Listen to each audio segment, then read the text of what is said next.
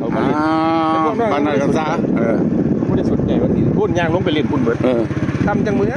จากโมงหนึ่งลงไป4 โมงอันนี้เป็นหาดกันซาเขาจะว่าเอาทรายเอาหินนี่แหละเขาทั้งเครื่องนี้สิเป็นโน้นสาบ่คนสา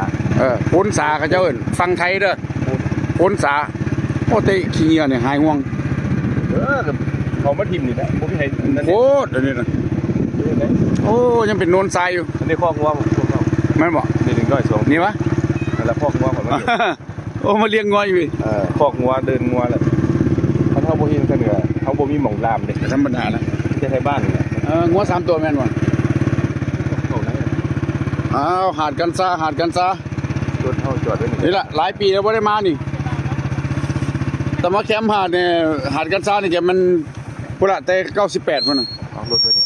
รถไว้นี่เราย่างลงเล่นโอ้ตายมันบ่ได้คำดอกย่างเล่น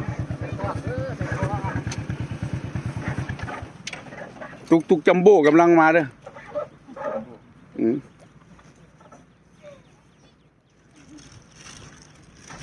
โอ้โลจอดพุ่นว่าสิทายเอาจัมโบ้มาบ่รอดตาเอาไว้พุ่นก็ได้เอาไว้พุ่นก็ได้หรือว่าเอารถเป้าว่าพี่ก็ได้จังแหนนี่ละอันบ้านหาดกันซาเขาจะจึงเอิ้นหาดดินตัวนี้เป็นดินทรายทั้งปวงทั้งมวลเลยเครื่องนี้จะเป็นอันบ้านโน้นสาฟังไทยพ้นสาเนาะ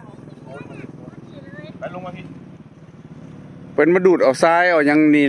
แม่นละหาดกันซาเนาะก็หลายปีแล้วบ่ได้มาแต่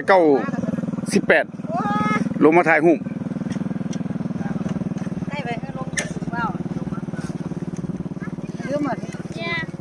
บรรยากาศดีๆโอ้ลมเย็นสบายมีงัวมีควายอยู่แถวนี้อุดมสมบูรณ์เด้อเมืองหาดกันซาเพราะว่าตั้งแต่น้อยพุ่นล่ะเคยย่างเล่ร่อนมาแถวนี้ถ่ายเอาทั้งลูกทั้งหลานทั้งพ่อทั้งแม่ถ่ายเอาหมดทุกคน